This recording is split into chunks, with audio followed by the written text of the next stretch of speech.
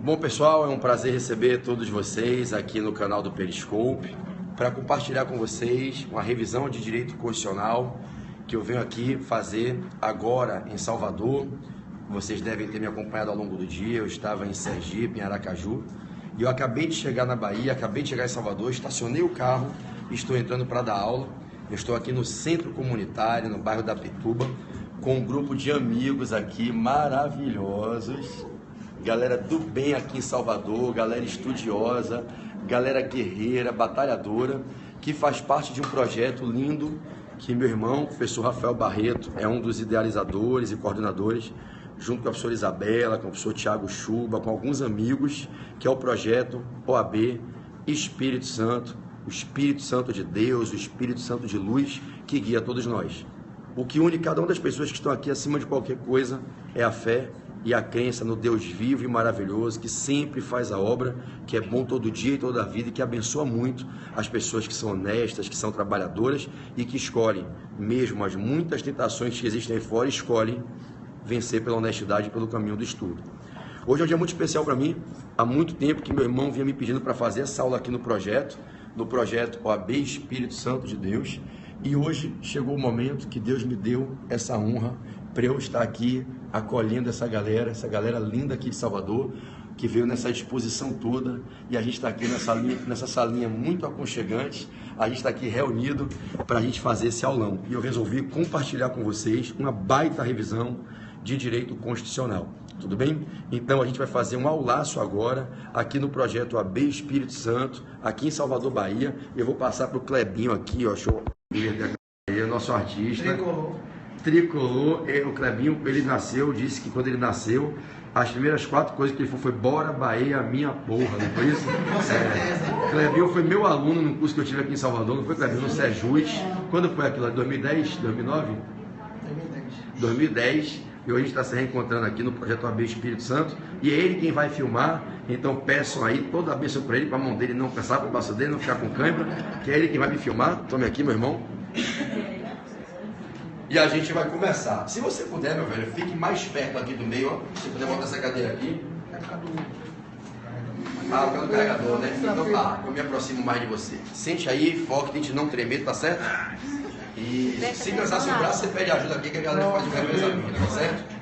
Pessoal, vamos começar?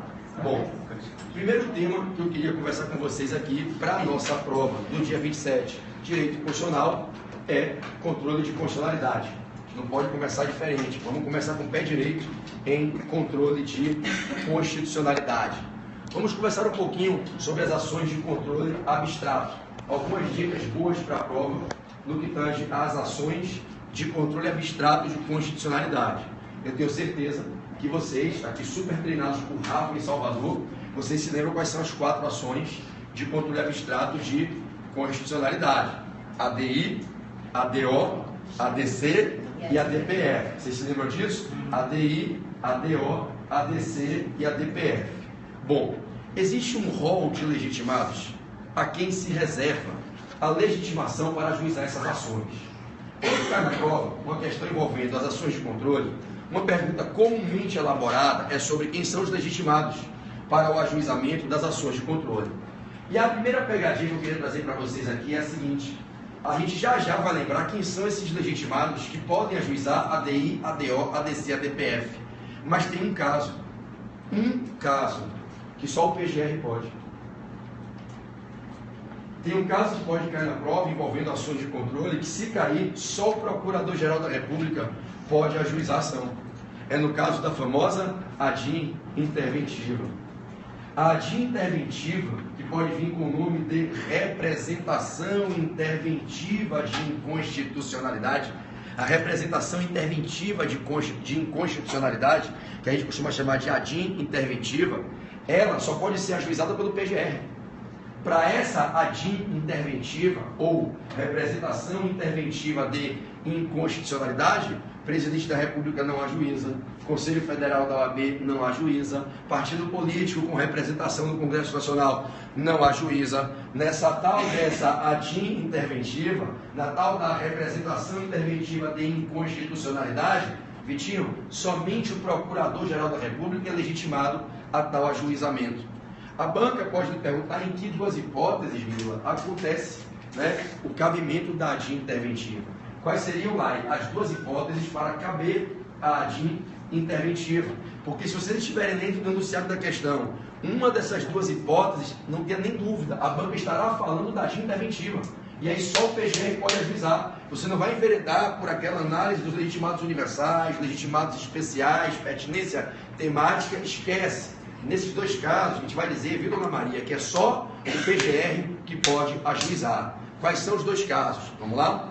Se encerra o Estado membro da Federação, o governo estadual, e estiver praticando comportamentos abusivos na governabilidade, excessos e desmandos na governabilidade, configurando o que a gente chama de violação aos princípios sensíveis da Constituição, se a gente estiver diante de uma hipótese em que o governador do Estado, chefe do Poder Executivo, a autoridade mais elevada do plano do poder hierárquico da administração direta estadual, que chefia de modo de tutela, vinculação e controle da administração indireta estadual, se esse governador do Estado estiver praticando atos excessivos de poder, atos incoerentes e que violem os chamados princípios sensíveis da Constituição, essa conduta enseja a possibilidade de ser decretada uma intervenção federal no Estado, afastando-o da governabilidade, mesmo tendo sido ele eleito pelo povo.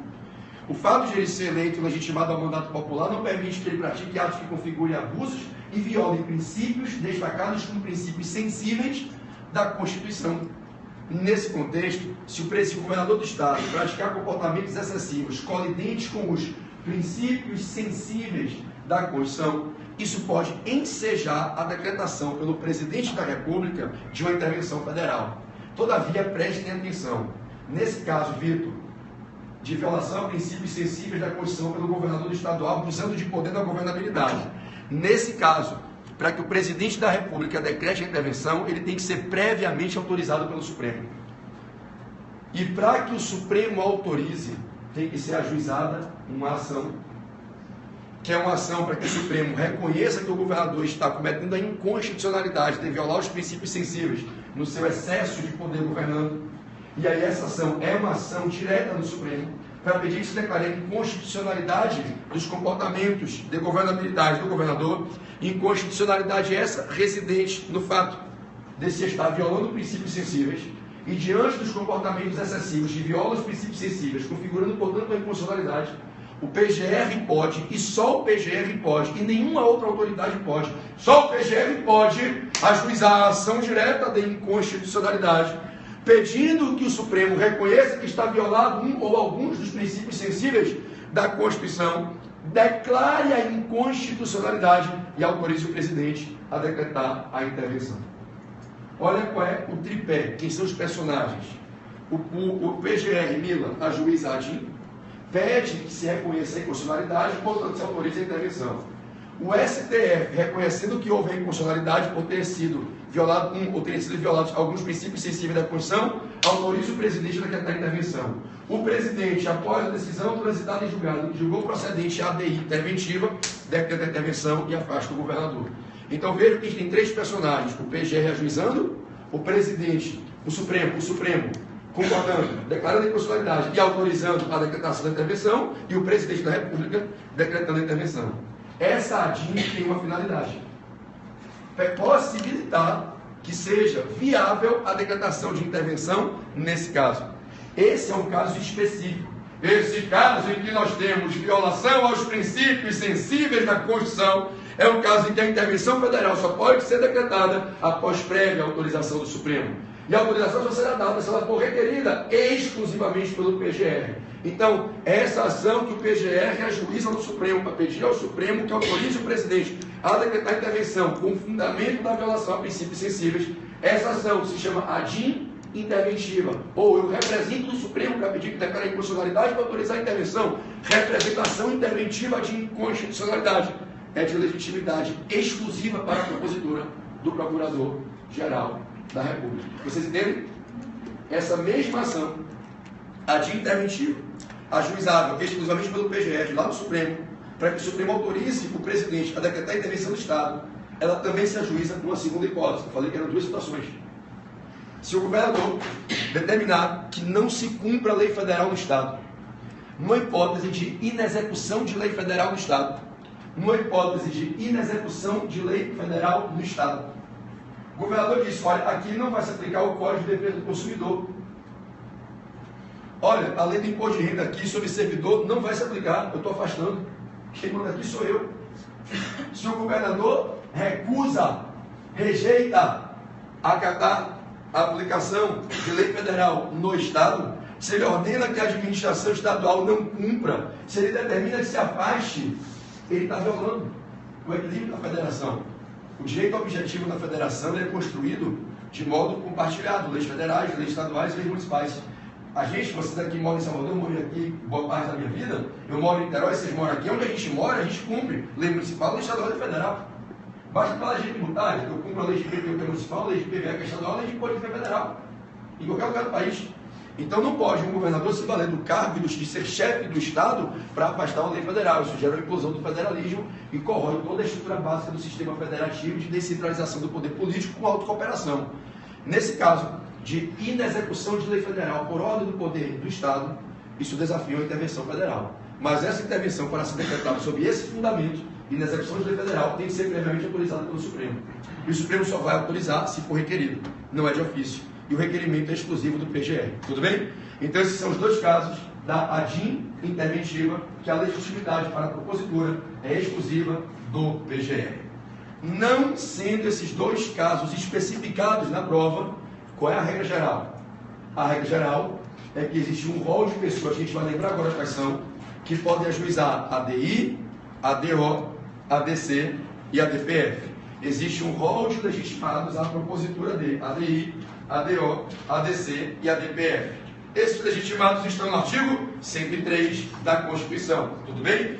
Esses legitimados se dividem em duas famílias: legitimados universais e legitimados especiais. Nós temos os legitimados universais e os legitimados especiais. Então nós temos dois grupos de pessoas, de entidades, de órgãos, que podem ajuizar ADI, ADO, ADC e ADPF. Um lado, a gente coloca os legitimados universais. Do outro lado, a gente coloca os legitimados especiais. Antes que eu relembre vocês quem fica em cada time, qual a diferença de ser um legitimado universal ou um legitimado especial? O legitimado universal é aquele que pode ajuizar qualquer das quatro ações de controle abstrato, independente da temática, independente da matéria, qualquer que seja o assunto. Universalidade temática, ele pode ajuizar a ADIM, qualquer que seja o assunto da lei que se questionará como inconstitucional. Ele pode ajuizar uma ADPF, independente de qual seja o conteúdo do ato do poder público que se está arguindo, que viola, que descumpre o preceito fundamental da Constituição. Dona Maria, o legitimado universal é aquele que não sofre uma restrição que diga a ele que ele só pode ajuizar ação se o tema tiver uma característica.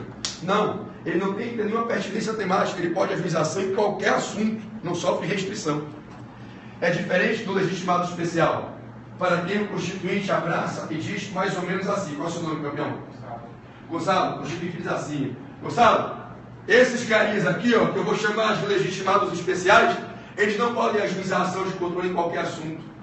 É condição sine qua non que não preliminar na petição inicial, eles mostrem ao Supremo, ao ministro relator, que o assunto que vai ser discutido, o assunto sobre o qual recai a suposta inconstitucionalidade, o assunto que atrai o pedido de declaração de constitucionalidade da ADC, esse assunto tem a ver, tem congruência, tem correlação com as suas finalidades existenciais.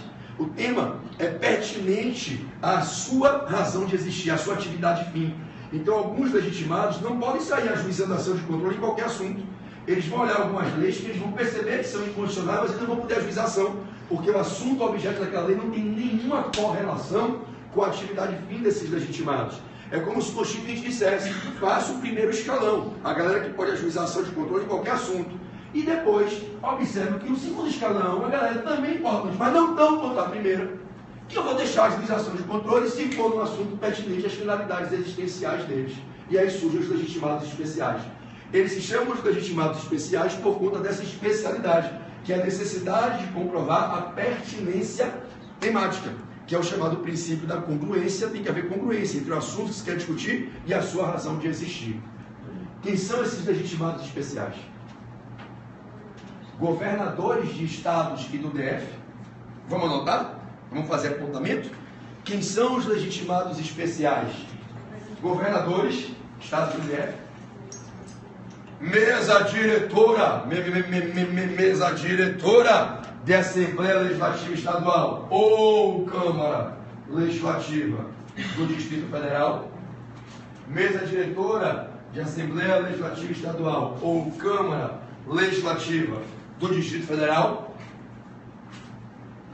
Confederações sindicais e entidades de classe de âmbito nacional. Confederações sindicais e entidades de classe de âmbito nacional. Tudo bem? Esses legitimados só podem ajuizar ação se provarem que o assunto é pertinente. Exemplo. Vou dar aqui para vocês o exemplo que eu dei nas palestras agora, nos aulões, em Macapá, Teresina, São Luís. Estava conversando em Manaus, Belém. Olha o exemplo que eu dei. Imagine que aqui na Assembleia Legislativa Estadual da Bahia tenha sido aprovada uma lei estadual dizendo que no dia 25 de novembro nós temos o Dia Oficial do Acarajé. 25 de novembro é o dia do meu aniversário. Eu me sinto um acarajé, fritando um dendê. Aí, o governador de São Paulo, indignado com essa banalização da atividade legislativa, parar o parlamento para fazer uma lei de efeito concreto para nomear um dia como o dia do acarajé. O dia das baianas do acarajé. É o dia do meu aniversário, 25 de novembro. Aí o governador de São Paulo entendeu que isso era um desrespeito à população e foi ajuizar um ADIM contra a lei estadual da Bahia. Quando chegou, vamos imaginar que foi distribuída a petição para o relator ministro Gilberto Barroso. O Barroso, lei inicial, falou, peraí, qual é o objeto do questionamento estado dessa ADIM? Uma lei estadual que diz que o dia X é o dia do acarajé. O que é que isso tem a ver com o Estado de São Paulo? O que é que isso interfere na executoriedade da função governamental do governador de São Paulo? No que é que isso atinge a administração direta ou indireta de São Paulo? Nada. Então, o que é que o ministro relator vai dizer? Indefiro a inicial pela falta de um requisito de admissibilidade, o comprovante da pertinência temática.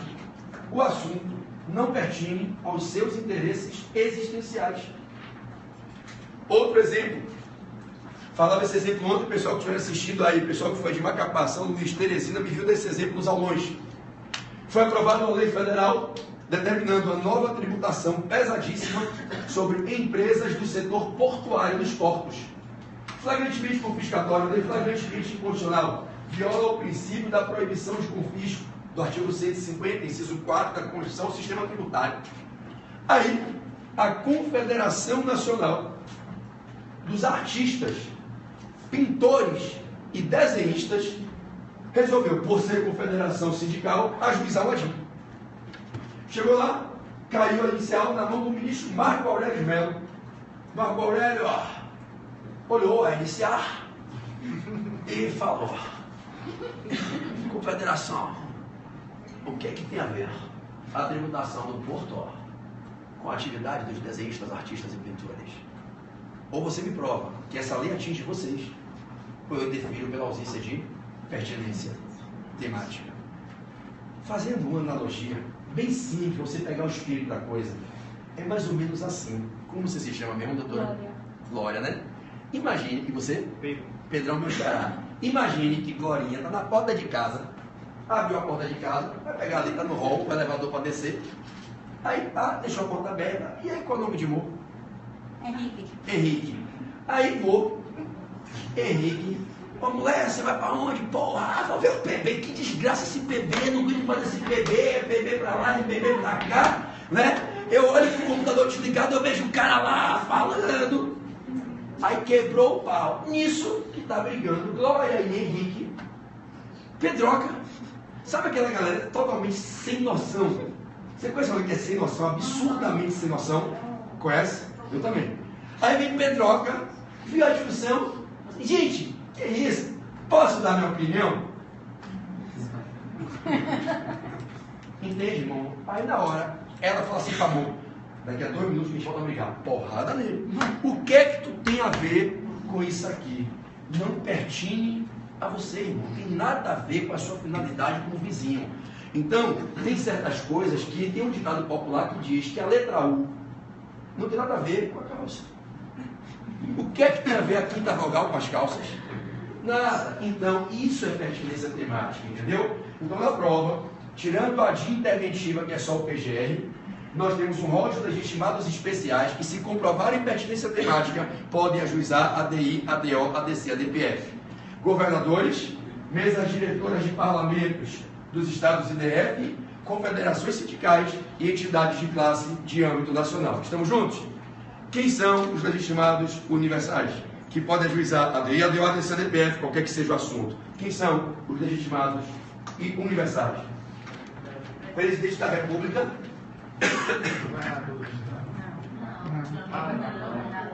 Presidente da República, Procurador-Geral da República, Conselho Federal da OAB, partido político com representação no Congresso Nacional, e Zé Fini, Presidente da República, PGR, mesa diretora da Câmara dos Deputados Federais e do Senado. Sabia que tá faltando alguém? Cadê? Como é que foi rápido assim, tão rápido? Anota aí. Mesa diretora da Câmara dos Deputados Federais, mesa diretora do Senado, Presidente da República, PGR, Conselho Federal da OAB e os partidos políticos com representação no Congresso Nacional. Estamos juntos? Bingo? Bingo, né? Bingo. A dúvida pode te perguntar para essa galera toda agora, esse somatório de legitimados gerais, universais e legitimados especiais. Quem precisa contratar advogado para poder patrocinar a causa e assinar a petição para deflagrar a ação? Qual desses legitimados obrigatoriamente tem que ter advogado? Partido político com representação no Congresso Nacional, com federação sindical e entidade de classe de âmbito nacional. Pessoas de direito privado, particulares. Partido político com representação no Congresso Nacional, confederação sindical e entidade de classe de âmbito nacional. Tudo bem? São aqueles que dependem da comprovação da capacidade postulatória exercível por advogado. Cuidado na prova, se vier mais detalhes dessa questão, marque verdadeiro na alternativa que ele serve, que é a procuração dada pelo partido político ao advogado, pela confederação sindical ao advogado, pela entidade de classe de âmbito nacional ao advogado. Tem que ter poderes especiais para aquela ação específica. Se o advogado chega lá apenas com a procuração dizendo que ele é advogado do partido, a agir não é conhecido. Ele tem que trazer uma procuração que diz: nós, partido político ABC, pessoa jurídica privada, CNPJ número tal, autorizamos na data tal, o advogado fundo de tal, a número tal, ajuizar um adito para questionar a lei número tal. Tá tudo bem? Ou seja, se não, o ministro vai dizer: peraí, será que esse advogado está autorizado a ajuizar essa ADC mesmo? Essa ADI mesmo? Entenderam, meus amados? Estamos juntos? Mais um tema em controle: objeto. Objeto de ADI, ADO, ADC e ADPF. O objeto. Gente, quando se ajuiza uma ADI, uma ação direta de inconstitucionalidade, quando se ajuiza a ADI, você pode ajuizá-la para questionar que é inconstitucional, que fere a Constituição da República, lei ou ato normativo com força de lei, federal, estadual e do DF em matéria estadual. O objeto de ataque na ADI é uma lei ordinária, delegado complementar, Um ato normativo com força de lei, uma medida provisória, federal, estadual, nunca municipal, e do Distrito Federal só se for veiculando matéria estadual. Porque lembre, qual é o seu nome, queridinho? Lília. Lio, vou chamar de Lio, viu? Lio. O DF faz lei em matéria estadual e em matéria municipal, correto? Se o DF tiver, qual é o seu nome, meu mozão? Wellington. Wellington. Agora sim, eu falo, Wellington, porra, porra. Tá rachando, cara? Então, Wellington, o DF faz lei do Distrito Federal em matéria municipal e IPTU, em matéria estadual, IPVA, em matéria municipal, urbanismo, em matéria estadual, segurança pública. O DF acumula a competência, correto? Wellington, se o DF fizer uma lei municipal, a lei está incluída na personalidade do município, não cabe a DIN. Mas se o DF fizer uma lei em matéria estadual, cabe a DIN. Então cabe a DI, que aí já termina falando a DIN, né? Pela antiga sigla que era a DIN, antes da gente mudar os algoritmos no Supremo, virou ADI. A sigla oficial é ADI. Mas termina que na fonética é até mais simpático falar a DIN. Então, a DIN cabe em face de lei ou ato normativo com força de lei, federal, estadual e do DF em matéria estadual. Tudo bem? Bom, na ADC é menos. Na ação declaratória de constitucionalidade é menos. Na ADC eu não posso questionar a produção normativa estadual. A ADC é só em face de lei ou ato normativo com força de lei federal.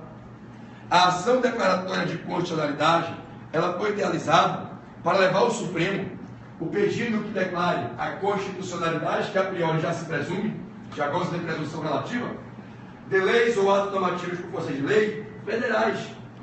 Quando? Quando nós estamos diante de um caso concreto em que a gente vislumbra que o judiciário, no exercício da jurisdição, está batendo cabeça e entrando em contradição, de sorte que as leis federais, que têm que ser aplicadas uniformemente em todo o território nacional, elas estão sendo aplicadas em alguns lugares do Brasil e não aplicadas em outros. Porque tem tribunais que estão afastando as leis, dizendo que elas são inconstitucionais, enquanto outros tribunais estão aplicando. Essa controvérsia faz com que a gente pense, essa lei é constitucional ou inconstitucional? Imagine um exemplo para vocês captarem por que nasceu a ADC, por que a gente fez uma emenda constitucional para introduzir a ADC na Constituição. Se liga, imagina que foi aprovada no Congresso Nacional uma lei concedendo benefícios fiscais para servidores federais aposentados. Uma lei concedendo proteções, garantias para pessoas portadoras de deficiência. Se é uma lei federal, ela deve se aplicar em todo o território nacional. Ela deve valer em todo o país. Agora alguém levantou a tese que a lei seria inconstitucional, feriria a isonomia, desequilibraria a atividade econômica, gerava renúncia irresponsável de receita, e veio alguém aí e disse que esta lei é inconstitucional. Ora, alguém se sentiu prejudicado pela lei e ajuizou uma ação. E pediu que declarasse inconstitucionalidade. Imagine que a lei veio dar benefícios para servidores federais aposentados e a União entendeu que a lei é inconstitucional. E começa a ajuizar a ação, os servidores não terem acesso ao benefício. O TRF da primeira região, aqui em várias federais da Bahia, subordinados vinculados ao TRF, está dizendo que é constitucional. E os servidores aqui da Bahia estão tendo benefício. Mas o TRF2 e o Espírito Santo estão dizendo que é inconstitucional. E lá os servidores não estão tendo benefício. A lei é uma só. É uma lei brasileira que deve ser aplicada de modo equitativo e igualitário em todo o território nacional. E eu passo a ter, Dona Maria, uma controvérsia judicial que gera puta insegurança. Se a lei se cumpre ou não se cumpre. Essa lei é válida ou não é válida? Por que o colega está tendo benefício? Eu não estou tendo, a gente trabalhou a vida inteira pelo mesmo prazo, do mesmo cargo, somente em estados diferentes. Diante dessa controvérsia judicial, não é uma controvérsia de opiniões doutrinárias, controvérsia judicial. Se o PGR, se o presidente da OAB, se o presidente da República, se a Confederação Sindical, se o partido político, representação congregacional, se qualquer dos legitimados entender que a lei é constitucional e que o TRF2 está declarando inconstitucional indevidamente, pode ajuizar uma ADC, pedindo ao STF que declare a constitucionalidade, confirmando a presunção de constitucionalidade, para que a gente pare de ter essa instabilidade, essa insegurança que está sendo gerada por conta da controvérsia judicial. Vocês entendem? Então a controvérsia judicial, a controvérsia do exercício da jurisdição do judiciário sobre a validade da lei é quem seja o ajuizamento da ADC. É óbvio que se o PGR, que poderia ajuizar uma ADC, escolhe ajuizar uma ADC, é porque ele entende que a lei é constitucional. Ele quer defender a lei. Se o presidente da República ajuiza a ADC, é porque ele entende que a lei é constitucional. Então, ele ajuiza a ADC para pedir ao STF que declare a constitucionalidade da lei. Qual é a pegadinha quanto ao objeto? Eu só posso ajuizar a ADC em face de lei ou ato normativo com força de lei federal. Ao passo que quando falamos da ADI, lei ou ato normativo com força de lei federal, estadual e também do Distrito Federal em matéria estadual. Tudo bem? Bingo, posso confiar? Gravatá tá aqui. Isabelle Gravatá tá aí? Ih, rapaz, deixa eu pegar esse aqui rapidinho. Olha quem tá na live, professor Isabelle Gravatá, coisa mais linda. Vocês conhecem Isabelle Gravatá? É, nossa amada Dai Peredai, que você vai dizer aqui para ela e pro Brasil, como é que é o apelido de Isabelle Gravatá? Gabaritá. É Isabelle Gabaritá? Gabaritá. Ela não é a melhor professora de processo do trabalho do Brasil? Até hoje eu nunca vi nenhuma melhor. Ah, Maria, quem falou com certeza? Dona Maria, mande um beijo para Isabelle, que ela tá lá no Rio de Janeiro te assistindo. Beijo. Ah, Belle linda, nossa amada Isabelle Gravatá. Galera, eu ouvi dizer nesses dias, por 2 lugares que eu passei, ó, me disseram que o lugar mais lindo do Brasil é Manaus. Aí me disseram que o lugar mais lindo do Brasil é Macapá. Aí me disseram que o lugar mais lindo do Brasil é Teresina. Aí hoje me disseram que era Aracaju. E eu falei para eles que eu achava que era Salvador. Aí disseram que só eu achava isso porque eu nasci em Salvador. Então, eu vou perguntar para vocês só me digam qual é a cidade, tá certo? Eu vou perguntar ao vivo, ó, você do Brasil inteiro. Todo mundo diz, qual é a cidade mais bonita do Brasil? Salvador! Qual é a cidade de todos os santos encantos e axés? Salvador! Qual é a capital mundial do amor? Salvador! Qual é a cidade mais abençoada por Deus? Salvador! E vocês do Brasil inteiro recebam o amor do povo de Salvador! Beleza, porra! Uhul! Yeah, yeah, yeah. Onde tudo Vamos começou. lá! Beijo, Belle Gravatá, te love. Ela vai estar aqui amanhã com a Juliana? Ela. Amanhã você está aqui em Salvador, essa galera toda vai estar com você e mais uma multidão lá no Otton Palace, no Bahia Otton, com você amanhã, Belle. Bom, vamos voltar? A gente estava falando do objeto, não foi? Pronto. Na DPF tem uma pegadinha. A DPF é a única ação de controle abstrato que a gente pode atacar 3 perfis de atos que jamais podem ser atacados em ADI ou ADC.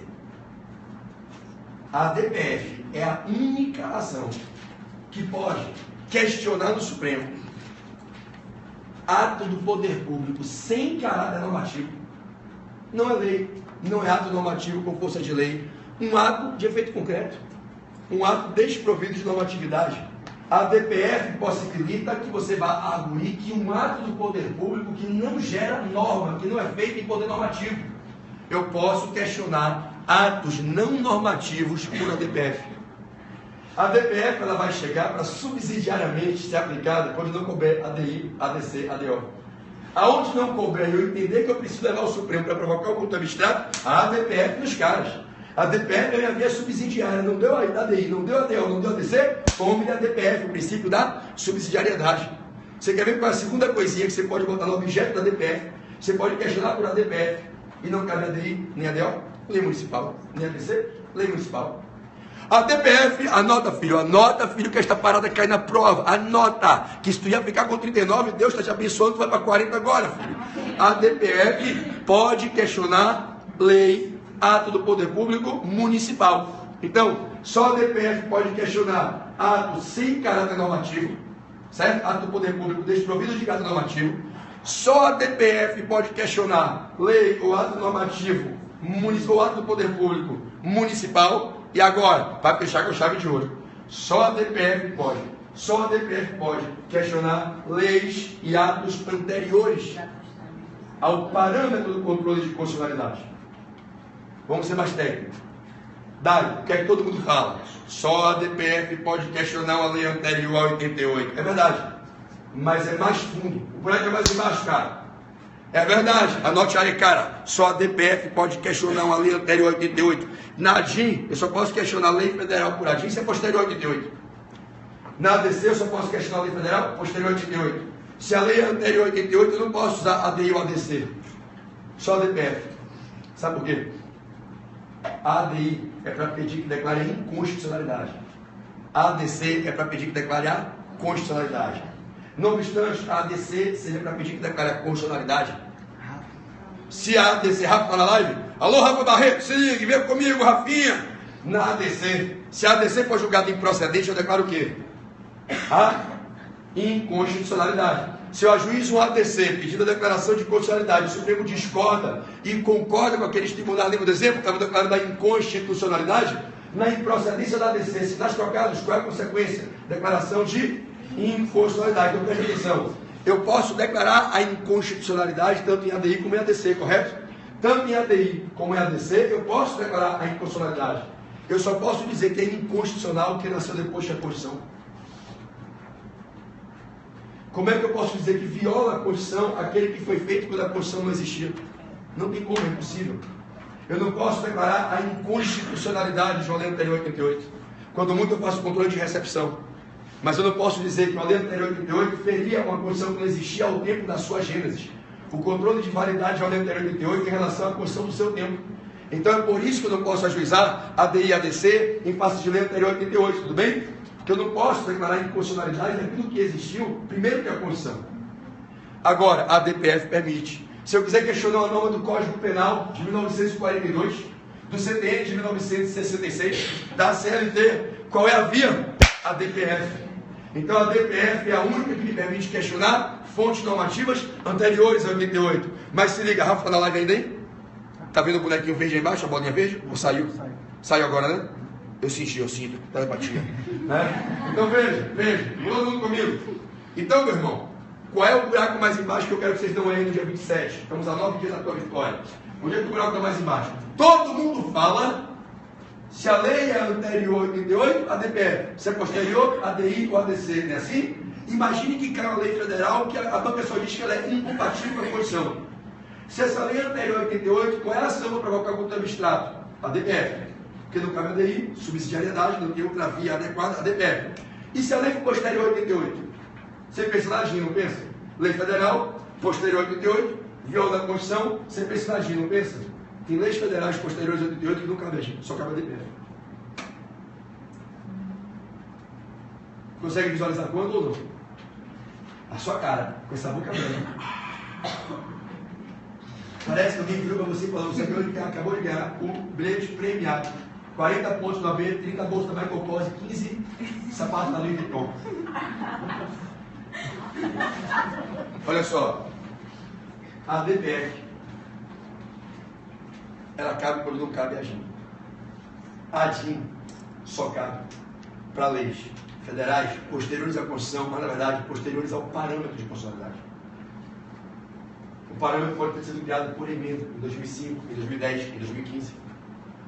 Entenda o seguinte, imagina você, Lilo, que a emenda 39 de 2002, a emenda 39 de 2002, a emenda 39 de 2002 criou o artigo 149 dígito A na Constituição e disse que os municípios e o Distrito Federal podem criar uma contribuição para custear a iluminação pública.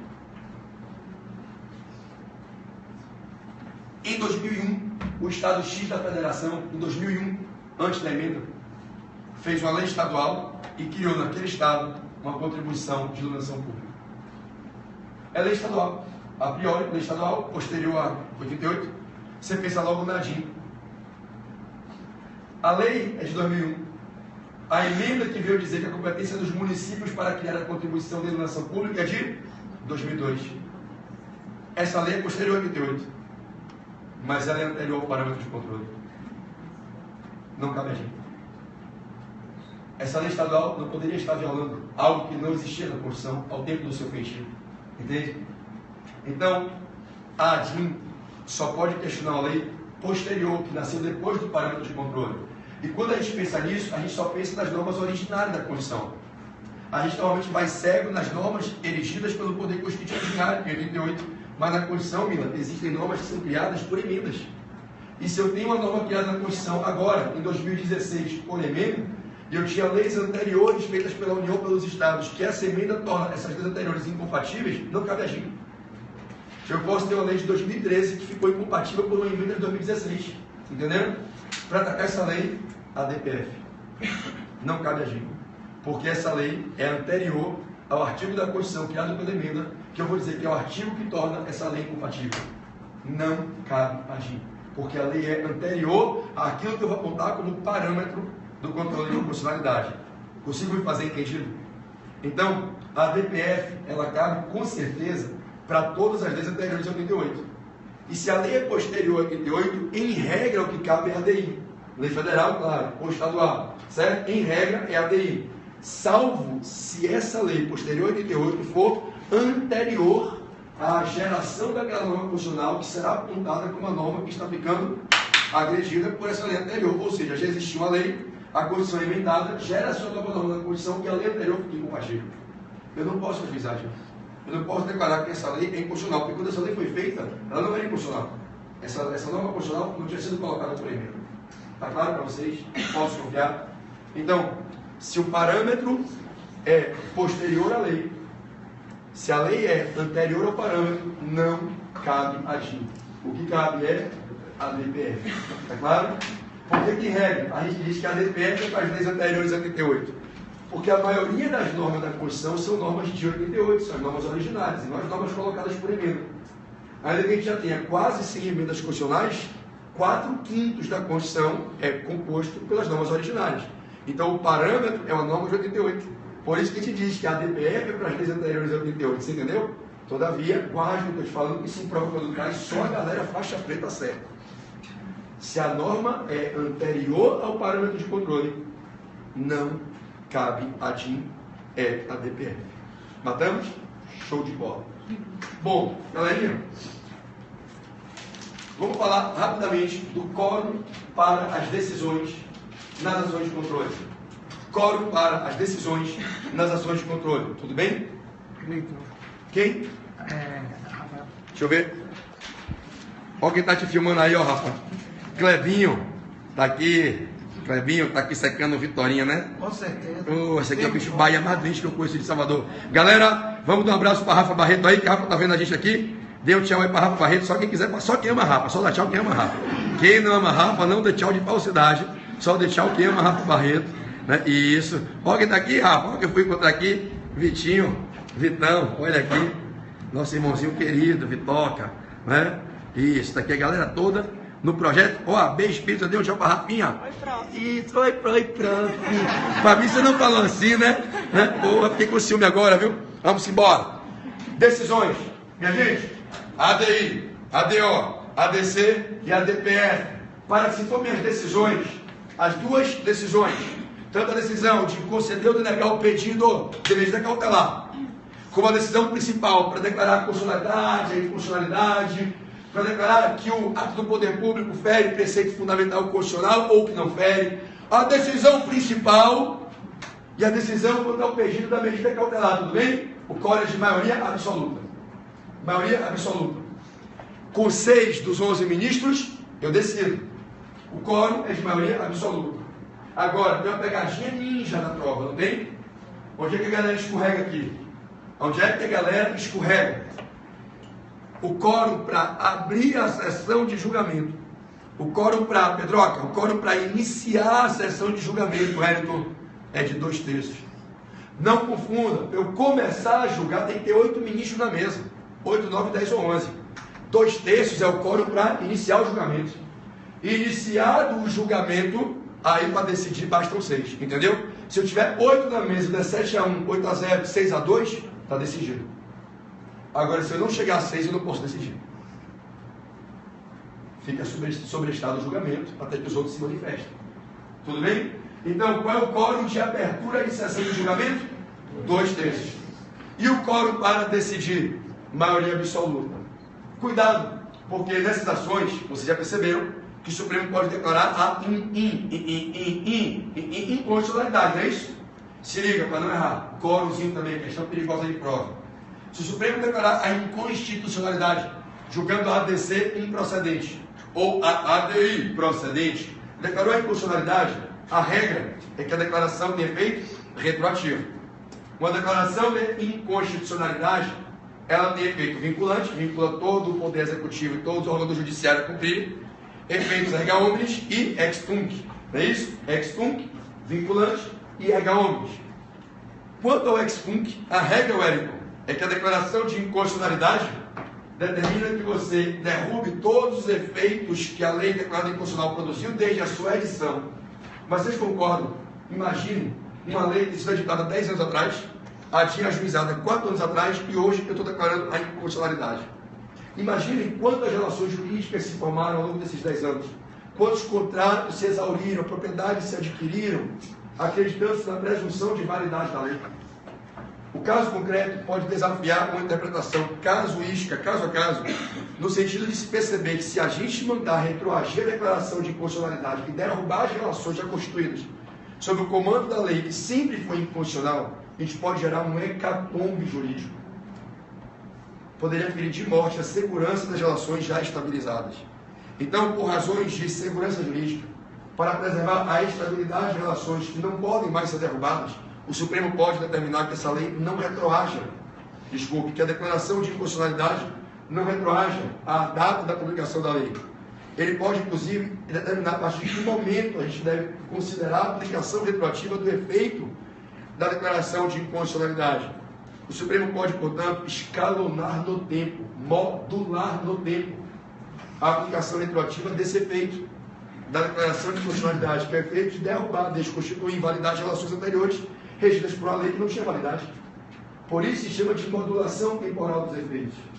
A modulação temporal dos efeitos é uma medida que o Supremo pode excepcionalmente, por razões de segurança jurídica, adotar quando se declara a inconstitucionalidade, depende da concordância de 2/3 dos ministros. Sacaram? O quórum de 2/3 ele aparece 2 vezes, para abrir sessão e para modular efeito. Mas não é para decidir o pedido da cautelar e o pedido principal. Ali é a maioria absoluta. Está claro para vocês? Posso confiar? Então, quórum de abertura de sessão de julgamento do Supremo, 2/3. Quórum para decidir, maioria absoluta. Decidiu, declarou inconstitucionalidade, entendeu que precisa modular efeitos, 2/3. Está claro?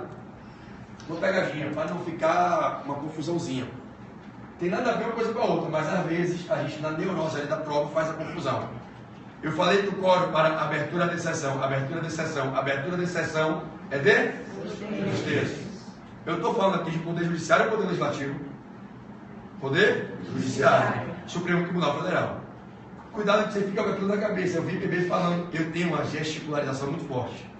Eu dou com várias ferramentas de media training. Vocês veem que eu altero o tom desse decibéis. A batida no chão é uma âncora, a batida de mão é uma âncora, uma linguagem que ajuda para simbolizar a informação. Então já é uma coisa que é involuntária. Eu sou treinado há muitos anos para fazer isso. Então minha aula é como se tivesse sido de um palco. Como artista que tem a obrigação de estar pegando a plateia, mantendo a plateia presa com ele, conectada. Então eu uso várias ferramentas de manutenção e restabelecimento de conexão. Tanto que muitas coisas que eu falo, você está na rua, você ouve minha voz. Cara, eu tenho certeza absoluta disso. Absoluta, quem é meu aluno aqui já está acostumado com isso. Você chega na prova, cai uma questão, igual que eu falei, você, lendo a questão, você começa a rir, ouvindo minha voz e vendo meu gesto. Um dia caiu o parcelamento da prova tributária, o pessoal todo, caraca, bebê, quando eu li, eu comecei a ver você fazendo parcela ali. A gente via você na sala, porque são âncoras de memorização que a gente usa nos processos de memotécnica. Então eu tenho que ter um cuidado para não te induzir a erro, porque eu falei que o quórum para abertura de sessão, quórum para a abertura de sessão é de 2/3, mas isso é do Supremo. Qual o quórum para abertura de sessão na Câmara e no Senado? Maioria absoluta. Entendeu? Cuidado para uma coisa não confundir a outra. Tá? Lá em Poder Legislativo, quórum de abertura de sessão, maioria absoluta. Estamos juntos? Bingo? Vamos falar um pouquinho de Poder Legislativo? Vamos um pouquinho com o Poder Legislativo? Vamos lá. Bom, galerinha, Poder Legislativo, vamos falar um pouquinho de processo legislativo. Processo legislativo, ok? Processo legislativo. Minha gente, o processo legislativo está lá na Constituição, do artigo 59 ao 69. 59 ao 69. 59 ao 69. Lá, algumas normas vêm sendo reincidentemente indagadas. Por exemplo, as normas do artigo 60. O artigo 60 cuida das emendas constitucionais.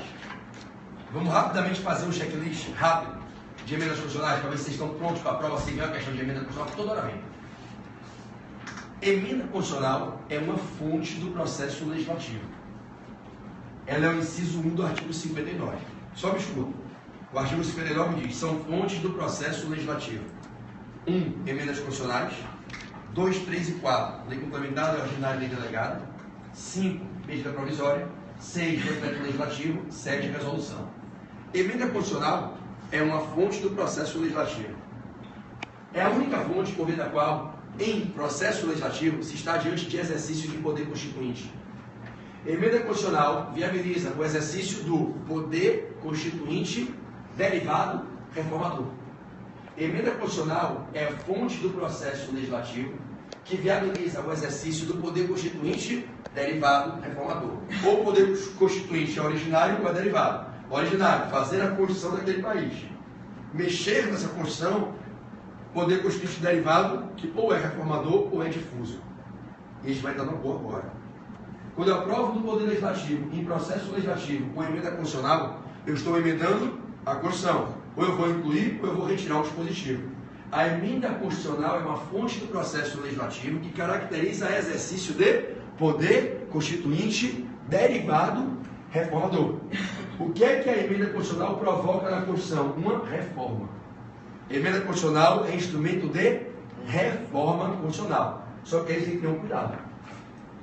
Reforma constitucional é uma espécie de gênero alteração constitucional. A Constituição pode ser alterada de duas maneiras. Uma é por emenda, a outra é sem emenda. Oi? A Constituição pode ser alterada sem emenda, óbvio, através da mutação. Eu posso mudar a Constituição sem fazer emenda, sem passar pelo Congresso Nacional, sem atividade legislativa. Então se liga. Isso aqui não vai pagar, está muito ruim. Então, vai fazer isso sem usar o quadro. Se liga aqui. Vai pagar aqui, não paga nada, não deixa eu pagar nunca. Vou levar para casa. Né? Olha para mim. A alteração constitucional é um gênero. A Constituição muda, é alterada. Eu posso mudar a Constituição em razão da modificação do texto, incluo um artigo, parágrafo, inciso, alínea, ou retiro artigo, parágrafo, inciso, alínea. E para fazer isso, eu tenho que legislar. Tenho que aprovar uma emenda constitucional no Congresso Nacional, mas eu posso alterar a Constituição sem mexer no texto. O texto é o mesmo, mas as normas que estão por trás do texto mudam de sentido e ganham uma outra dimensão de aplicação. Olha para a gente não confundir emenda versus mutação. Obrigado, viu? Obrigado, viu, Dona Maria? A senhora sempre amável.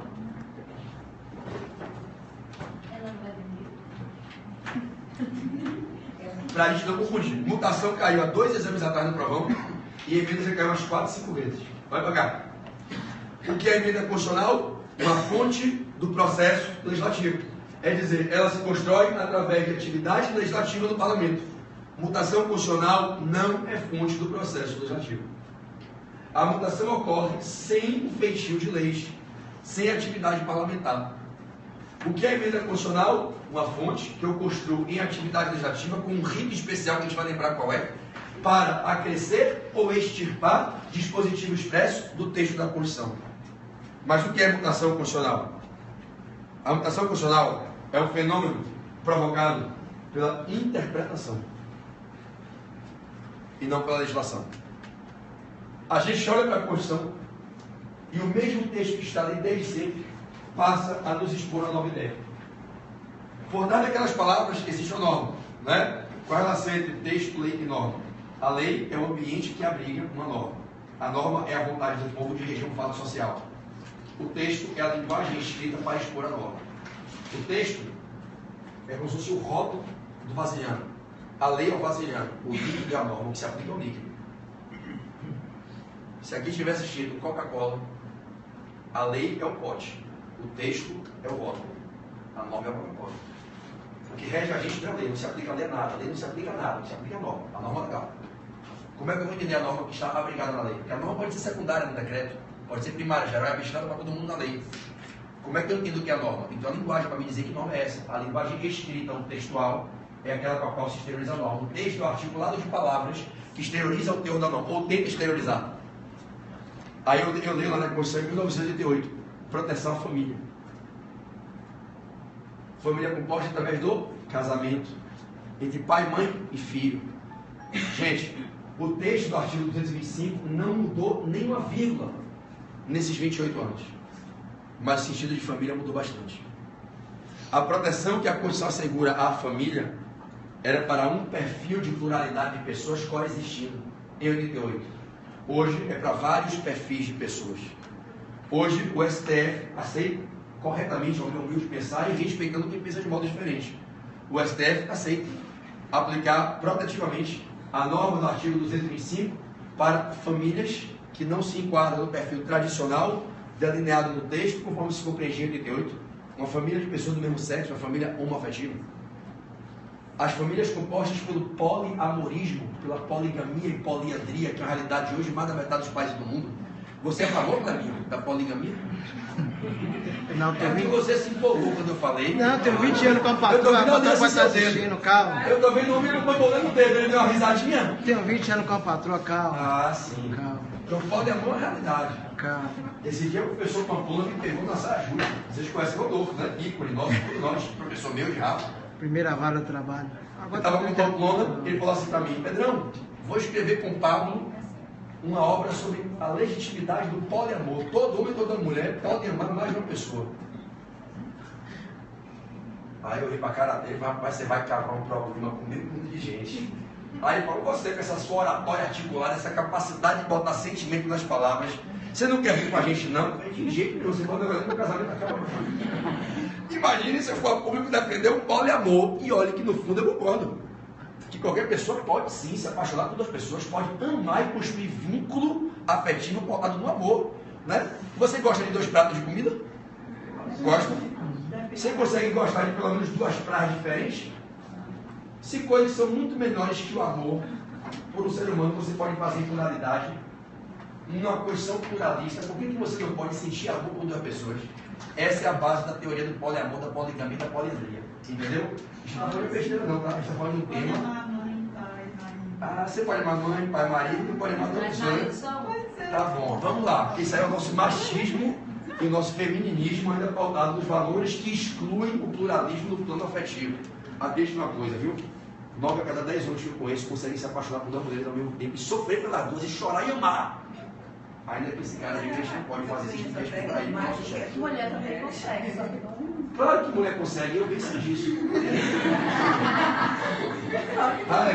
Vamos voltar para a agora. Se não te fala demais, o bicho pega aqui, daqui a pouco eu estou apoiando. Né? É só fazer vocês, voltando, que o conceito de família mudou muito. Tudo bem? Então isso é o quê? Eu olho para a Constituição com o mesmo texto e por trás daquele texto eu encontro uma norma com uma outra dimensão. E eu passo a aplicar a Constituição de uma maneira diferente. A mutação constitucional, ela interfere na jurisdição constitucional. O que é jurisdição constitucional? O judiciário no processo, julgando com base na Constituição, aplicando a norma constitucional. Isso é jurisdição constitucional. Então, quando eu estou diante do exercício da jurisdição constitucional, eu tenho que aplicar a Constituição. Se hoje eu aplico o mesmo texto, diferente do que eu aplicava, porque eu entendo que a norma ganhou uma outra dimensão. Hein? Disse que precisa encerrar. Rafa? Precisa encerrar. Que horário? Tá. Gente, E ele é um ponto, né? Oi, deixa eu ver. ele te conhece? Pessoal, ó, 200 e porrada pessoas na live e o pessoal Rafael Barreto tá mandando eu encerrar. Tem que encerrar mesmo, não tem? Dá pra até 10 horas? Até 10 horas? Falem pra ele ouvir. Não sou eu tô cansado, eu quero ir pra casa, eu nem quero dar aula. Pessoal do projeto OAB Espírito Santo de Deus, você vota sim ou você vota não? PB acaba a aula agora? Não! PB vai até 10 horas da noite? Sim! E se precisar pode esticar mais um pouquinho? Pode! E a galera que mora em Paripe vai a pé, vai de jegue, mas vai também? Vai! Cajazeiras 35? Sim! Então, Rafa, você perdeu nessa, viu? Hoje, eu estava com ele lá em Aracaju, aí ele, miséria, vai embora! Vai embora! Eu falei, rapaz, para, você parece minha mãe, porra, me deixe! Olha aqui, ele voltou. Não adianta me dar expor, aqui eu estou controle remoto, eles é que mandam. Se mandar eu parar, eu paro, se mandar eu continuo, eu continuo. tá? Então, Rafael Barreto voltou na live, acho que ele não tinha ouvido, tá? Rafa, para ficar registrado, tá? Tu faz mutação constitucional de emenda, para ficar registrado. Pessoal do AB Espírito Santo de Deus, PB para o continua. Para o continua? Continua! Ele falou que tem que fechar o centro.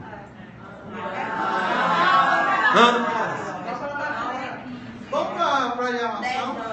Tá, Rafinha, deixa eu fechar logo esse tema aqui pra gente encerrar. Clebinho, até 10 horas, vamos lá, vamos voar então. Vocês entenderam a diferença de emenda e mutação? Então olha pra mim, se cai da prova que a Constituição foi alterada em razão de atividade legislativa, possivelmente eu falo de emenda constitucional, que é quando tem alteração formal da Constituição. Mas a Constituição não sofreu alteração em seu texto, que foi modificada no seu conteúdo, em razão da mudança dos costumes sociais.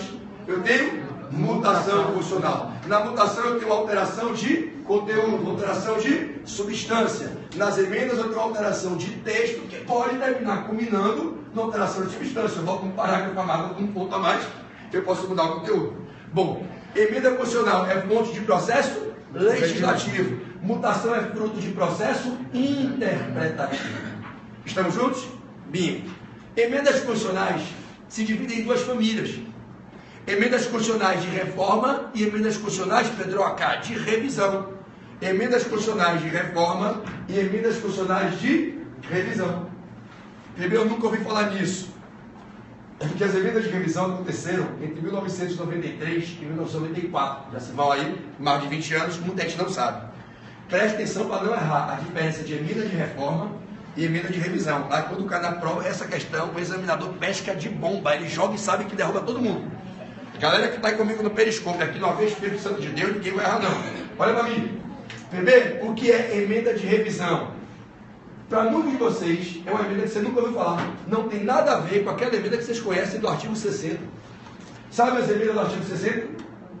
Essas emendas do artigo 60 que você acostumou a dizer 2 turnos em cada casa, 3/5, promulgação pela mesa diretora da Câmara e do Senado, que tem o respectivo número de ordem, que pode ser proposta pelo presidente da República por um terço chamado deputados, um terço chamado senadores, maioria absoluta das Assembleias Legislativas.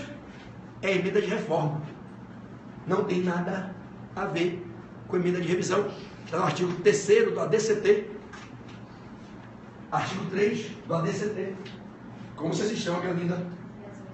Yasmin, em 87 para 88 a gente teve a Constituinte, certo? Todo mundo se liga. Entre 87 e 88 ocorreu a Constituinte. Existia na parte final da Constituinte um rol de temas sobre o qual estão parando controvérsias. Entre os constituintes não se chegava a um entendimento comum. Só que isso estava se prolongando de tal maneira que a Constituinte estava demasiadamente alongada. Tinha que acabar, bicho. Tinha que dar um ponto final na Constituinte, senão ia se perder a credibilidade da nova Constituição. Fez-se um acordo entre lideranças das facções opostas que estavam divergindo dos principais assuntos que eram os objetos da divergência. Presidencialismo e parlamentarismo. República ou voltaremos à monarquia da Constituição Imperial? Cabe ou não cabe medida provisória de substituir os decretos-leis? Cria-se ou não cria-se o STJ? Amapá e Roraima viram ou não viram o Estado-membro? Continuam ou não a ser território? O Distrito Federal sai do Rio para Brasília, vira ente federativo, ganha autonomia política? O RE vira RESP? Acaba-se com o TFR e criam-se os TRFs ou não? Muitas coisas. Ninguém sabia o que aconteceria até 30 dias do fechamento da Constituição, da Constituinte. Nem os próprios constituintes. Fez-se um grande acordão para se compor as divergências, cedeu-se parte de um lado, parte do outro, quase como uma transação constituinte. E fez o seguinte trato: vamos fazer o seguinte, isso passa do jeito que vocês querem, isso do jeito que a gente quer, vai se fechar desse jeito, o texto tem que ir para plenário para ser votado, e daqui a 5 anos a gente convoca de novo uma reunião para a gente revisar a Constituição inteira, e a gente vai realizar um fenômeno chamado revisão constitucional. Passados 5 anos da promulgação dessa Constituição, em 5 de outubro de 88 um ano muito especial, um ano que o Esporte Clube Bahia, maior time, maior potência do Norte-Nordeste do Brasil, foi campeão brasileiro, né? E isso foi o Vitória nunca será, né? Mas o Bahia é bicampeão brasileiro, né? O Esporte Clube Vitória nunca será, né? Então, em 1988, ano, repito, tá? Para quem não ouviu, que o Esporte Clube Bahia foi bicampeão brasileiro. Né? Em 1988, 5 de outubro, a gente promulga a Constituição e o artigo 3º do ADCT diz: daqui a 5 anos ocorrerá um fenômeno chamado revisão constitucional. E sabe para que é isso? Na linguagem bem formal, tirar a prova dos 9. Vamos tirar a prova dos 9, o que deu certo e o que não deu. E aí a gente faz todas as emendas que forem necessárias para readaptar a Constituição depois de 5 anos, para ver o que deu certo e o que não deu certo. Essas emendas serão as emendas feitas na revisão, no fenômeno chamado revisão constitucional, em que eu peguei do preâmbulo à DCT e revisei a Constituição inteira, botei ela toda em debate. Foi quase como uma nova Constituinte, vocês entendem? E aí, qual é a questão que derruba geral em prova? Vocês sabem como é que se aprovaram? As emendas que foram aprovadas na revisão foram 6 emendas. Votação única, em sessão conjunta, com quórum de maioria absoluta. Então nós temos expressa previsão da Constituição da República, no artigo 3º da DCT, que emendas constitucionais devem ser aprovadas em votação única, um único turno, sessão conjunta, em maioria absoluta. PB, eu não sabia disso, claro, miséria, porque você se formou e não leu a Constituição. Lembra da minha última conversa com vocês, lá na Batista? Quem estava lá na Faculdade Batista? Levanta a mão aí. Vocês que estavam lá, lembra daquela chamada de atenção que eu dei carinhosa? Eu falei: vocês não merecem passar na prova da OAB se você nunca leu a Constituição, porra. Você ficou lendo o que em 5 anos de faculdade? Que não leu a lei mais importante do ordenamento jurídico. Me dê isso aqui, por favor, doutora. Gente, agora puxada de orelha de irmão mais velho. Eu sou mais novo na idade cronológica que alguns, mas no direito eu sou mais velho que todo mundo aqui. Eu estudo direito desde 1996. Isso aqui é a base de tudo. Rafa não chama de matéria superior. Tudo parte daqui. Nada pode violar isso aqui. Nada será válido se for contra isso aqui. Olha o tamanho disso aqui, gente. Esses dias a menina lá no curso me confessa que nunca leu isso aqui. Quando eu olhei para a bolsa dela, está lá 50 tons de cinza. Aí eu falei: para ler 50 tons você leu, né, miserável? Para ler 200 artigos você não leu. Agora lê 50 tons, 50 vezes cada um. Lê esses 250 artigos e você não para ler. Você fez o que em 5 anos de faculdade? Lê 10 mil mensagens no grupo do WhatsApp que você lê. Lê um monte de besteira no Facebook, meme, você fica lendo. E por que não lê isso aqui? Se você lê isso aqui, boa parte das questões da sua prova são copiadas. Vocês estão aqui agora, tá? Agora, vocês estão vendo o gabarito de várias questões que vão cair domingo. O gabarito está aqui dentro. Eu estou dando a vocês, a 10 dias da prova, o gabarito. Leia. Se você ler, se você ia saber que o artigo 3º da DCT autorizou emendas de revisão na revisão constitucional, aprovadas com maioria absoluta, sessão conjunta, um único turno de votação. E vocês sabem por que foi esse rito? A revisão não era a prova dos 9 da Constituinte? Na Constituinte, esse foi o rito. A Constituição foi votada em sessão conjunta no Congresso, única votação, maioria absoluta. Está claro? Agora, as emendas de reforma, as tradicionais do artigo 60, quem pode propor? Já vai, campeão? Qual é o seu nome, queridão? Ícaro. Ícaro, vem cá, dar um abraço, vem cá. Acho que é sua mãe que fala. Minha mãe também sabe onde? Compra Simões Filho. Simões Filho, vamos dar aqui, ó, filma aqui. Simões Filho é quantos quilômetros daqui? 27 quilômetros. Ele vai passar 6 galáxias, 13 planetas, Cajazeiras 49, mais 27 quilômetros. Exatamente. Parabéns, viu, cara? Você veio de Simões Filho para cá para ver essa aula. Valeu, pessoal. Para mim é orgulho, viu? Valeu. Galera, vamos dar uma salva de palmas comigo. Valeu. Ó, quando você chegar lá, já vai voltar. Valeu. Meu Deus. Valeu, pessoal. Hã? Eu quero. O professor Rafael ontem deixou uma ordem para orar antes de ontem. Para orar por vocês. Só que. A gente vai acabar agora com fazer a oração. Dona Maria quer puxar a oração. Vamos puxar a oração bonita, Dona Maria. Puxa aqui. É você que vai puxar? É. Então vamos fazer a última aqui. Vamos revisar rápido aqui. Quem é que pode propor emenda constitucional de reforma? Se cai domingo, só se liga. Quem é que pode propor emenda constitucional de reforma? Presidente da República pode? Pode. 1/3 ou mais dos deputados pode? Pode. 1/3 ou mais dos senadores pode? Maioria absoluta das Assembleias Legislativas pode? Pode. A AGU pode? Por que você pensa, cara? Tá vendo? Nem pergunta um pouquinho fora, você balança. Convicção não pode, pô. Só quem pode é presidente da República, 1/3 ou mais dos deputados, 1/3 ou mais dos senadores, maioria absoluta das Assembleias. Aí nego pergunta alguém diferente, você se treme todo. Para de achar isso na cabeça do cavalo. Não pode o AGU, não pode o PGR, não pode a Seive Neto, não pode os Minions, não pode o Bobô, não pode ninguém. Caiu diferente do presidente da República, 1/3 ou mais dos deputados, senadores, maioria absoluta das Assembleias, ninguém mais pode, porra. Pode propor emenda à Constituição. Ó, pergunta maldosa, hein? Maldosa, hein? Essa pergunta é para esculachar, hein? Pode-se propor. Emenda à Constituição, na vigência de intervenção federal, Estado de defesa e Estado de sítio? Não. Claro que pode. Pode. O que não pode é emendar a Constituição. Uma coisa faz de propositura, outra é de deliberação, outra é de emenda. Cuidado. O artigo 60, parágrafo 1º diz, é vedado emendar. Lá nas cláusulas pétreas, no 60, parágrafo 4, ele fala, é vedado deliberar. Não é vedado propor. Entendeu? É vedado emendar a Constituição na vigência de intervenção federal, Estado de defesa e Estado de sítio. Então, intervenção federal, o presidente propôs o PEC, não quer dizer que vai ser julgado, não tem que plenário, não pode deliberar porque ele vai poder emendar, mas propor, pode. Só propôs. Ato meramente político, pode propor. Sabe que não vai ser alvo de deliberação, não vai ser emendada a Constituição. Termina. Vamos lá, vamos acabar, dona Maria. Pergunto a vocês, eu posso ter proposta de emenda constitucional? O presidente pode propor uma emenda constitucional que fale sobre cláusulas pétreas? Não. Claro que pode. Não vamos errar não, vamos lavar essa roupa aqui no vestiário. Propor, pode. Vem cá. O que é vedado? Deliberar sobre alguns aspectos, as que têm tendência abolicionista. Quem foi que ele disse que a PEC tem tendência abolicionista? O presidente fez uma PEC aqui de caneta, o AGU revisou, ele propôs. Ele pode escrever o que ele quiser. Por que ele não pode propor? Porque quem disse é abolicionista. Quem disse? Você? Seu professor de faculdade? Quem vai dizer se tem tendência abolicionista ou não é o Congresso. Só vai dizer se ele propor. O que é vedado? Está lá no 60, parágrafo 4. É vedado deliberar, botar em discussão e votação no plenário.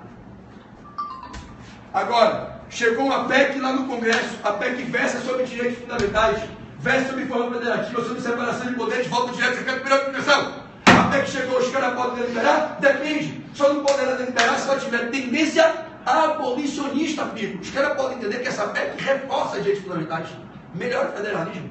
Pode deliberar, aprovar e emendar a Constituição. Entendeu? O que é verdade? Deliberar sobre PEC de tendência abolicionista.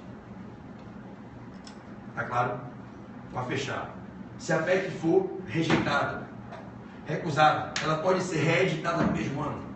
Não. No mesmo ano? Não. Mas pode ser reeditada no ano seguinte? Cuidado com o ano seguinte, tá? Cuidado só a partir de 2 de fevereiro, né?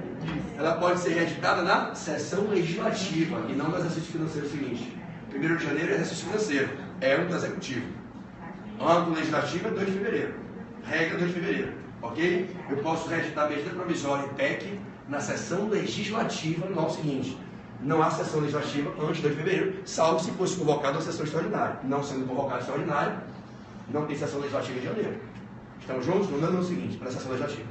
Galera, Dona Maria vai vir aqui fazer uma oração de encerramento, antes que Rafa infarte ali e diga que eu nunca mais volto aqui, que vai me voltar. Os meninos que pediram, eu sei que tem que acabar, estou acabando. Vem cá, Dona Maria. Disse que dia 2 de fevereiro é dia de Nossa Senhora da Luz. Todo mundo junto? Então vamos. Vamos dar as mãos todo mundo, você vem caminho, você consegue segurar. Firme a nossa oração. Vocês do Brasil, unam-se com a gente nessa corrente de fé. Ele vai entregar. Precisa entregar um controle. O controle do ar, vou entregar. Tá tudo em ordem. Olha, ele é assim desde pequeno, desde que nasceu ele é assim. Uma vez eu olhando para minha mãe e falava assim: minha mãe, não deixa ele tomar banho primeiro que eu não, que ele sai, deixa o tapete todo embolado, joga a poeira no chão, deixa a pasta de deixa aberto o banheiro, vira um terror. Desde pequeno que é assim, reclama de tudo. Vamos lá? Podemos ir? Dona Maria, com a palavra. Na Bíblia, no Salmo 133, diz: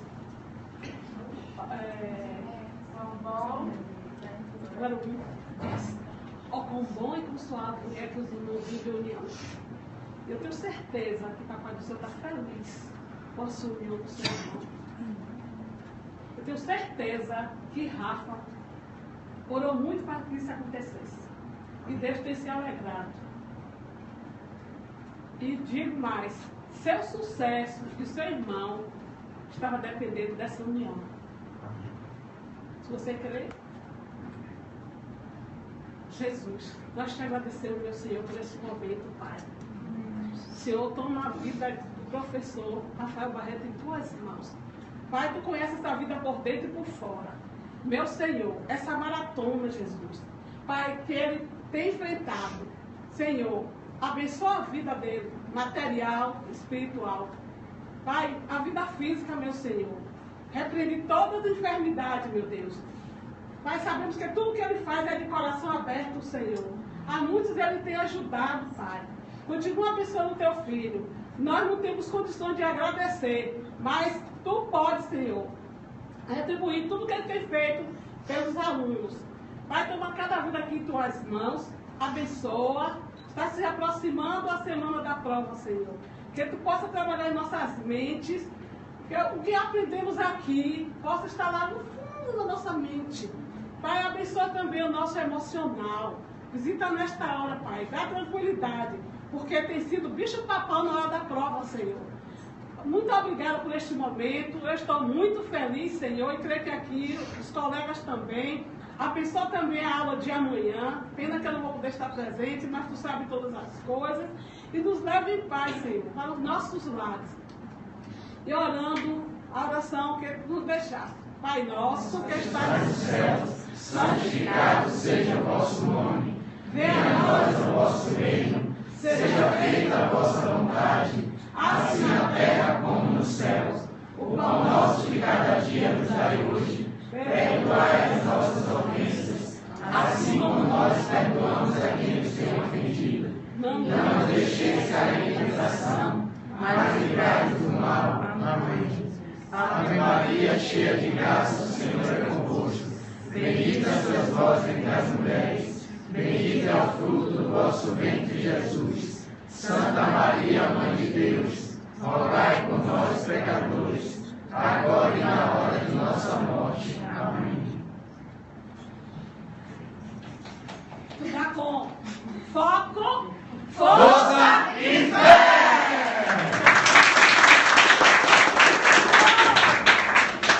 Ótimo da criança, então um abraço e um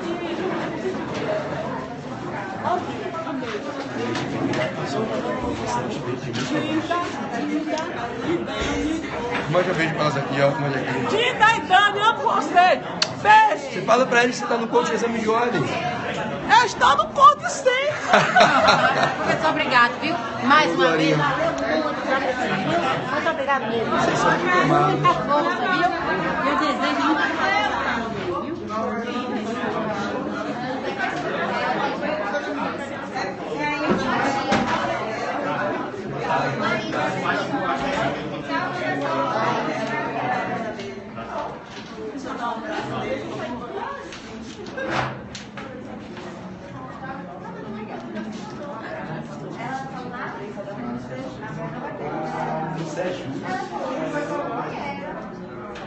Quanto tempo?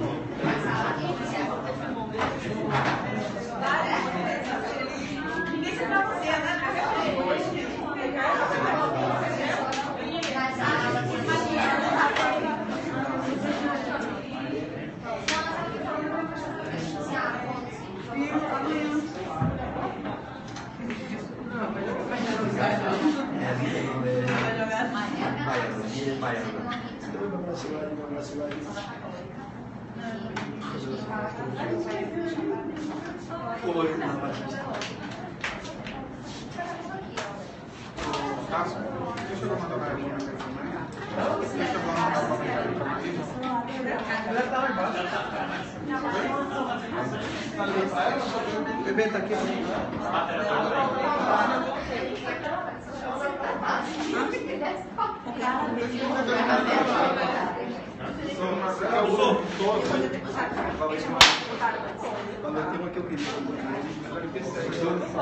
Revisou muita coisa boa? Tá aberto então ainda? Deixa eu dar uma pra galera que tá aqui ainda. Ó, Clebão, deu um tchau pra galera aqui, Clebão. E amanhã é Bahia, na veia, lógico, depois Da revisão. da revisão, lógico, evidente, 100%. Amém.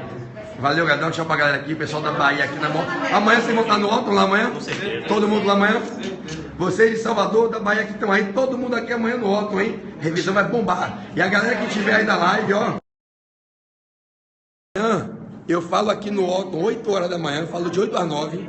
Meu voo é 10h15 para Recife. Vai ser igual da outra vez, aquela corre-corre que Claudinho me levando. Vou virado no Giré na paralela para embarcar 10h15 para Recife. Pôs 11. Começa no horário. Quem estiver em casa que vai estar aqui em Salvador, 8 da manhã eu tô abrindo a revisão. Porque meu voo é 9. Eu falo de 8 às 9, meu voo é 10h15. Aí eu pôs em Recife 11h30, abro a revisão depois do almoço em Recife. 3 horas da tarde eu pego o carro para João Pessoa e vou dirigindo, ó. E aí eu fecho a revisão em João Pessoa. Vocês dos outros estados do Brasil, a revisão é gratuita ao vivo pelo online amanhã, tá certo?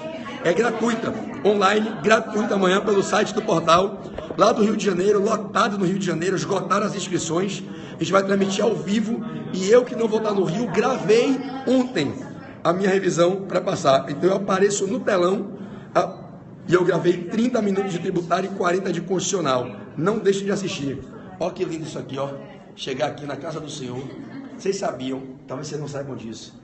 Eu estudei para minha primeira comunhão aqui, eu e Rafa, aqui no Centro Comunitário do Parquezinho de Júlio César. Isso em 1988, 1989. E a gente foi batizado na paróquia Nossa Senhora da Luz, ali na pracinha da Pituba. Então a gente estudou primeira comunhão, catecismo aqui. Na minha professora, já a professora Emília, já faleceu. E eu fiz catecismo aqui e fiz a minha primeira comunhão aqui na igreja da Pituba. Aqui eu estou do lado da casa de meus pais, que é onde eu morei e Rafa mora com meu pai e minha mãe. Então olha que legal, Rafa, chega aqui, é um carinho da galera. Seja bem-vindo, PB. Padre Cassemiro Quiroga, Padre Cassemiro, caraca, que memória você tem, hein? Galera, deixa eu dar uma palavra para vocês do Brasil inteiro que estão aí. Vocês todos, nunca, jamais percam a fé. Aconteça o que aconteceu na vida de vocês, dê o que der de dificuldade, mantenham com altivez a mente equilibrada, lutem pelo sonho de vocês. A vida passa muito rápido para a gente desistir de ser feliz. Uma vez Rafa me disse uma coisa que marcou muito minha vida e eu passei a usar algo que ele me disse em todos os meus passos. Ele disse assim: Pedrinho, às vezes, pelo excesso de cuidado que a gente tem se planejando para ter cuidado com as coisas, e o direito exige muito disso da gente, às vezes a gente precisa ter pressa. Algumas coisas na vida você precisa ter pressa. Você precisa ter pressa para amar. Você precisa ter pressa para dizer que ama as pessoas que são importantes para você. Você precisa ter pressa para perdoar. Você precisa ter pressa para ser feliz. A vida verdadeiramente passa muito rápido. É preciso que, se você tem hoje alguém com quem você está magoado, que você reflita que está na hora de acertar as contas. Se existe alguém a quem você deve um pedido de desculpas, humildemente peço perdão. Se existe alguém que errou com você e que vier te pedir perdão, tire o rancor e a mágoa de seu coração e perdoe. Um dos mais simples e belos gestos com os quais Jesus demonstrou um dos lados mais nobres do amor, a sua graça, a sua misericórdia, a sua bondade e a sua piedade, foi quando ele, do alto da cruz, disse ao Pai: Pai, perdoai-vos. Eles não sabem o que fazem.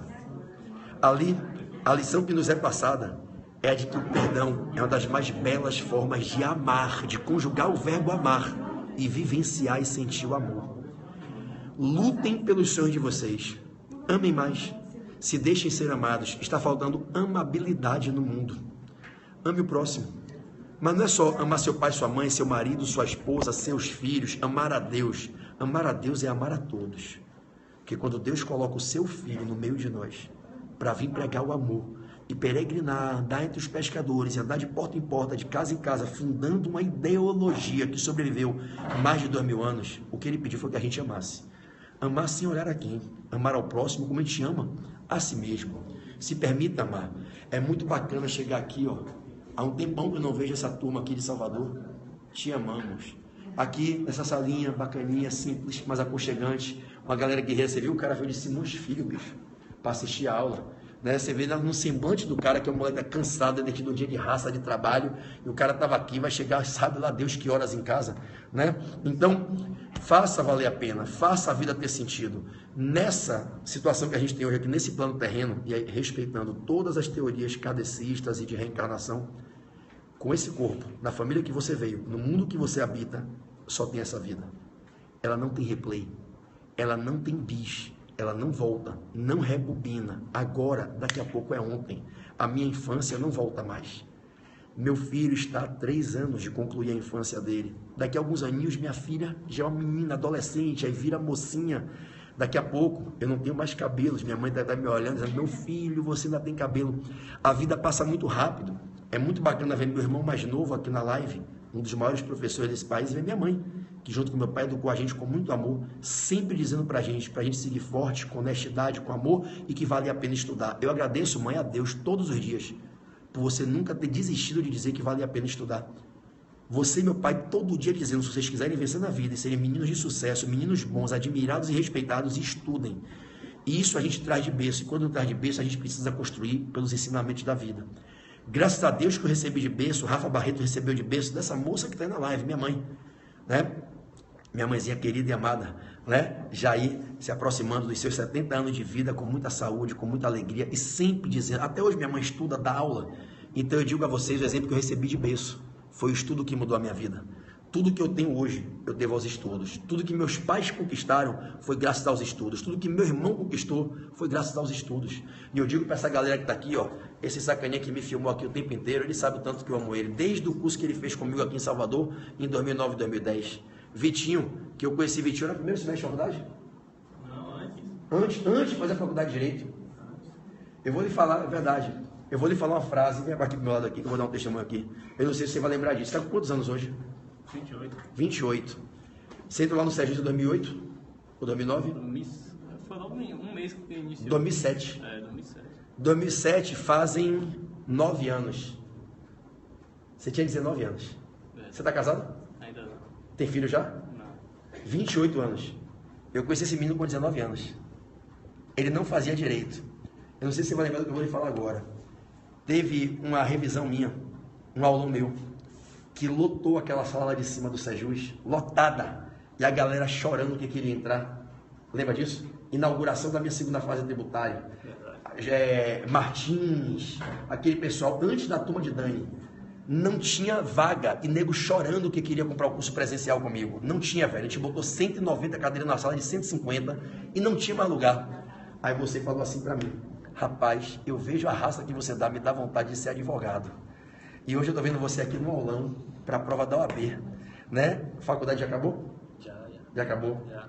Eu não sei como está a sua vida hoje, que foi uma surpresa te encontrar aqui. Eu gosto muito de você. Eu devia menino, velho, com 19 anos de idade, né?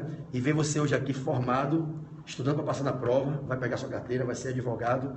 E isso me remete àquele dia, quando a gente tinha inaugurado o Sejus em 2007, e você ali olhando aquela sala lotada, e quando eu desci, você, acho que Narciso, era daquela época, Pig, era os funcionários daquela época, aquele time, né? Cláudio, Dai, aquele time que fundou o Sejus, e você é um menininho, rapaz, e você me disse essa frase que me marcou, vendo sua garra, me dá vontade de um dia ser advogado. Tinha 19 anos, não fazia vestibular de direito ainda, e tá hoje aqui Vitão nessa revisão com a gente, e vai passar, né? E com o manto sagrado ainda por cima fica mais bonito ainda, né? Então essa mensagem é para dizer a vocês, não desistam nunca, velho, nunca, por nada, qualquer que seja o motivo. Hoje aqui nessa sala, vocês se conhecem, mais do que eu conheço cada um de vocês, mas eu sei das histórias de alguns.